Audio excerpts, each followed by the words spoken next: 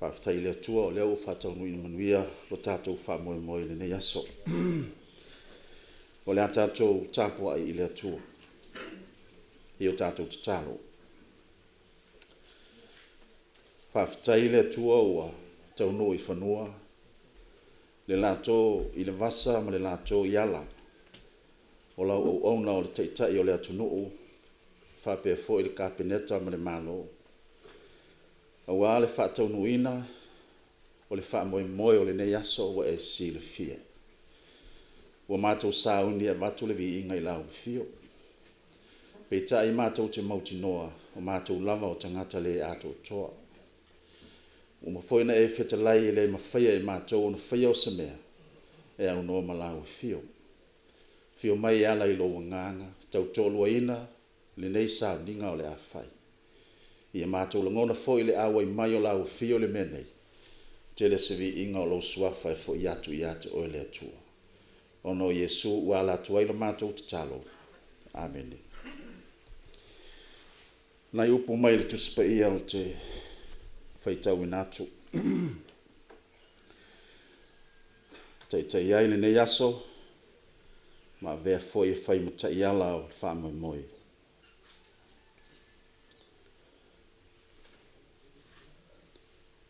O ai fo iso o tō e ana le au ona o sotia le whanua. E whai atu ea pe a sau o ia mai le vao, sau lo ia ina ta oto e ai. E whaafitai atu ea o ia i le au ona ina ua whaia mea na whai atu ai. Ai lava e le ai. E whaapea fo i o tō pe a uma o na whai o mea uma o na polo ina atu ai i ate o tō. Tō te whai ane. O au ona le au ngā i mātou nei. A wā o mea te tau na mātou whai, o mea ia o mātou whaia. Whamanuia mai lea tua e ala i le tātou whaalongolongo i nisio ana whiongo pa ia. Ma ia tū mau ia te ia le vi inga e whaavavau. E whaafetai atu ea o ia i le au auna, ina o whaia mea na whaia tu ai. Ai lava e le ai. Pape foi o tau pe a uma o na whai o mea uma na polo ina tuai a te o tau. Tau te whai ane o au auna le au ngā i mātou. Awa o mea te tau na mātou whai, o mea lava ia o mātou whaia. O si te mai whata oto lea Yesu. Pe yon whamawina e le evangelia luka. E whata tau i le matai malana au auna. E tali ai le fasili alona au so e winga i le whātutua. Pai mai u foi mai le au auna mai le vao, o mai au na suatia le whanua. Ma whātino isi whe au wha au auna e te tau an whai. Pei tai ua le whai atu le matai i a te ia. E sau ia e malo lo. E ta oto ma ai. A ua whai atu sau lo e sa uni mai sau sua. So ai mainu. A maia. Ona e whaato a ai lea mainu. Pe mai Yesu, e whaafitai atu ea i lea au ona, ina ua ia whaia mea o whaia tua e whai. Ai lava e lea ai. E le whaapea e le mana o Yesu, e whaafitai atu i le au ona, ma le ngā luenga le lei o ia whai. Ngolo na matai. E lea ai. E le whapea foi o tau whaale au ngā ina Yesu, le tauti ngā o le au auna. E tusa ma le ngā luenga malana tautua i lona matai, sa tauti ngā ai e lea i lama. A o le tu o lo fia wha mamafa i le neia o onga leli. O le fina ngalo Yesu, e te tau ona wha i lo atu i le au auna. O lona vala awina wha au auna. O le vala awina e o mai whatasi ma lona tiute e te tau na whai. O lona winga o le vala awina e iei lona winga. E le ngata ina iei le winga o le vala awina. A iei fo i le taui o le vala awina. E le mawhai o na whaamatalaina le vala awina na o le vala awina. A e whaamatalaina le vala awina. E whaamatala whatasi ma le tiute whai o le vala awina. E leo se vala awina ua na vala au, o na whaalue lea, moe I lunga o le fo ua wala uina ai. E lea I lava. E lea o se wala uina ua wala uina e fai le wala uina ma whaatino le wala uina. O na e vai lea I lunga o le fo ua wala uina ai e lea I lava. A o le wala uina e o mai whaatasi ma le tiute o le wala uina. Ua whalonglong so I saunuanga e te mao le atunu. Masani o nei e saunoa I upu whapea. O mātou e leo ni tai nofo nofo. Mātou te tutu I lunga e o I tua, e o mai SAVAI'I. E o e vaa ai masiasi po ani mea o mo mia e le atunu. O ani ngā luenga o mo mia e le malo. E te tau na whaale leia. Le nganga le nao le whiau o le nei aso. E a wala tuai se whaafitai le nei noo ma le nei fioanga I lau fionga I le tamao le atunu. Lau fionga I le palimia ma le kapeneta ma le malo. Pa malo whaafitai le ngā lului. Wa fea le nei noo ma mana ia I ngā luenga whaatino le malo. E tusa ma le whaatau nu ina o tau tiute na wala uina ai lau tau ma malu e le atua. A wa Samoa ma ona tangata ma lo nā tunu. E lei lava se isi fua, e fua I ai le soi fua whaatu tua o au auna ngā lulue le atua. Nai lo ngā luenga whaatino. Pa wa leo le fua. Le anga o le malo le atua e le o upu e taulia. A o le amio ma le whamaoni ma ngā luenga le le whai mo le atua. Me le whaftaitele I lau fionga ma le malo, whaftai mo le whatinonga o tau tiute, ai meise o le naunau ta inga, ina I whatino tiute o le walawina o walawina I o tau le atua. O le tatalo o tafua, ia whamanuia le atua. Maua le soifua manuia mai a teia. Maua le malosi mai le atua I lau sunga I le palimia, whapea foi I le taitai o le tātou atunu, ma le kapeneta, ma le whainga malo. A wale whaawina o ngā luenga ma whiau, ma o le manuia o Samoa. Ia ua whaafafonga le atua le tātou tāsanga le nei tāu fau. Pe foi on te pena ma te ina I tātou. Lau sunga I le whawhengainga. Ia niulala kupa. Ma te tonu fau I le tāu, fio lea ua tongi pātou le ave. E le whaafonganga le tātou mtaisili, le viinga ma le whaaftai.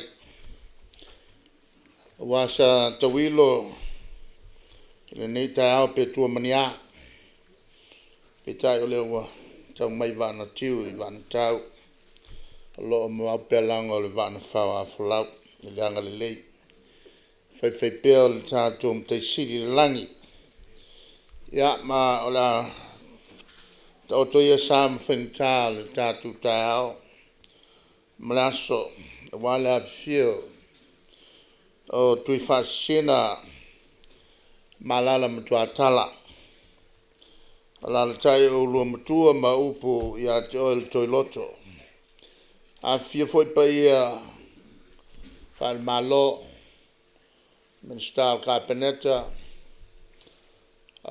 min stal lango e fa perfo ma fe pulo il palmene o tate fono male fono fatono male porcilium tanga luanga o lo ngafa ma wal male fatino ino nga luanga le nei e fa perfo e fa la portonga to modio tato malosi o company sa whengai malinga luang fa pelma maru maulunga tupu mai ia masa mo poto malol soifua malole langi ma ole wala tele nei ole malo o la wala tuaya o toe fa fo mo toe fa lele I lunga al tal sanga alima fai pule o lo tonu ta wala mai lea le whaipule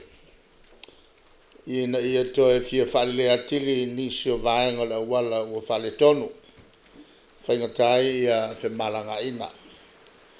Tali el malol tal sanga ma whanga solo i loto o whonga whala o tele. Tau whonga ia ina ia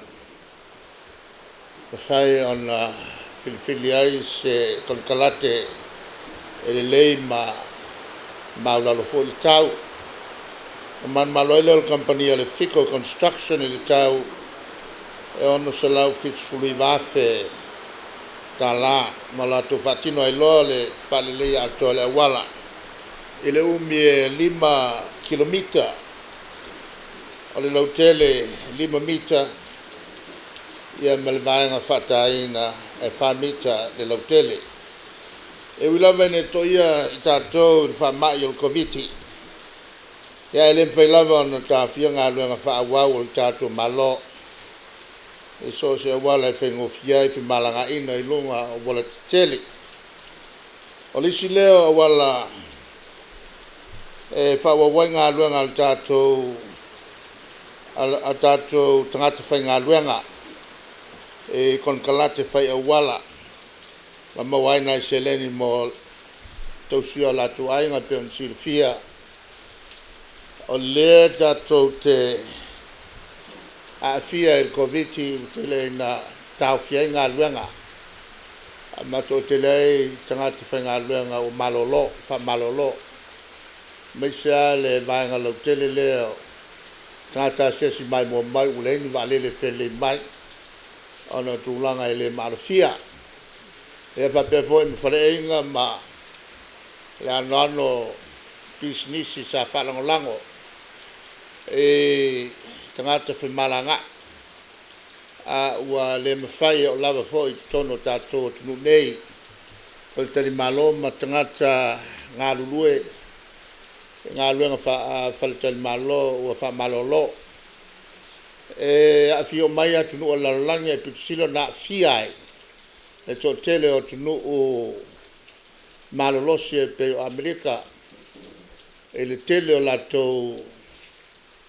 a ngā luenga o tapunia ia mai o le tulanga le na o le ua anga iai le malo Amerika ia ai whaluaina i le tulanga o le iko kangaka le kapungi pungi o ngā luenga whanwhi ngā luenga ia ona o le whama e le aima se so soani le malo le tu ititia ai o le so soani e atili whaaso solo mi whaapipisi ia ngase o tangata ma atili ai o na maliliu e o mai le e le aso le ne ua silia maltosu fitu tangata o tato tunu ua mali wai e au fia e maniso whaik au i le mea lama lea o le whaingata ma le usta ia ia vavawa le malo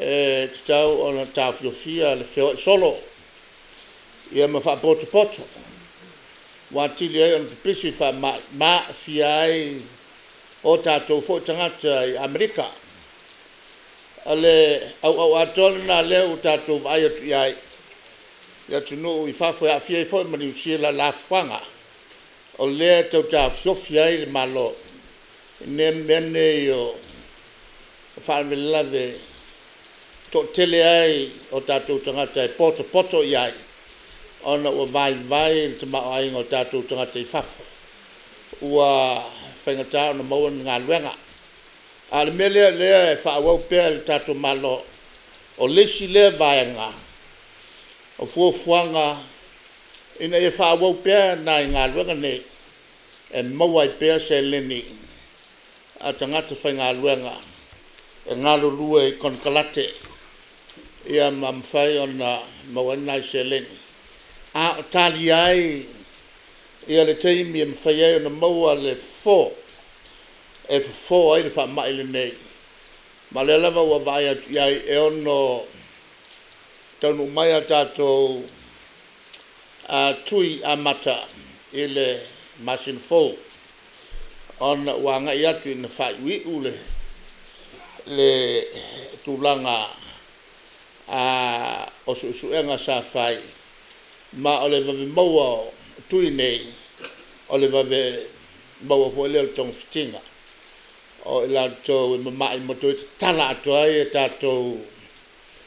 tato borders po tato mlai va lele ia mo to fa faingo fiai le a fai malanga mai o tato tangata mai fafo ia mal fai malanga fo o tato nei ia tunu I fafo wa ainga ia ma fa na fo o lo ma papa ai na fo ia tunu o mai ala le pitola au o tato malo na fa mtu mai ai le so sani ona fa mo mo pere so I fo manuia o tato tangata e wala ia tina fa faingo fie o na no to inga ia fa faingo fie no atu ta vale af I vaenga o lo ngā rue mana no fai ma maru le atunu ia fa pe fo I fa nau ia onga maisi au nanga mo mia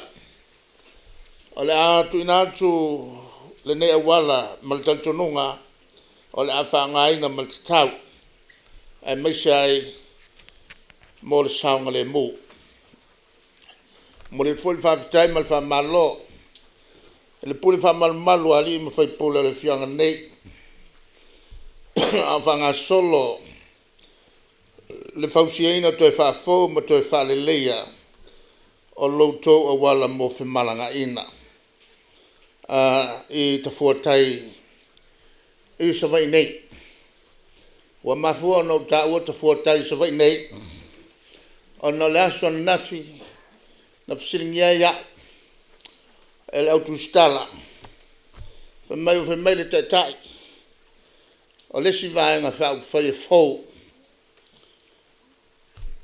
e ofo ngā luenga fai nei na o poru a le se me tasi o fai SAVAI'I ia le lau ta hoi tafua ina I loe le nā fo te tai o le SAVAI'I e iei le nu e ngō tafua-tai ia mai e whiololo nei au wala ia SAVAI'I nei o le hata tala ai sawa matua fo te tala isi ngā luenga I le fia anga o le tai lava lea ua tele le tau wha se I le tunu o lai whai male loa ai whaingo fia on tai se nai ia nisi e le o nana malama I le tele o nuu I SAVAI'I nei ia manu I upor e whaftai atuai fo I le committee o I company o le Fico Construction mo le whaatino ino le ngā lunga tele I lunga fuafa engineer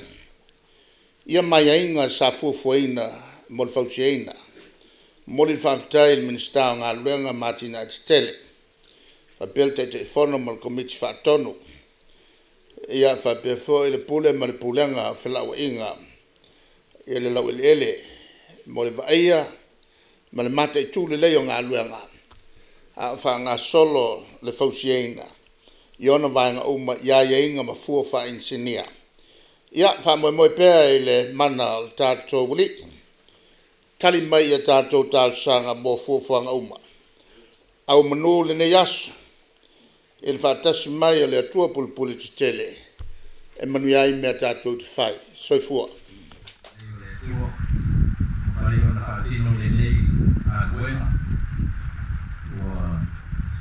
sa ngāluei toi mune toi le kamalo le tātou le sosoni mai le konkarate e o wa ma ele ngā luenga a toro e isi vai o toi ia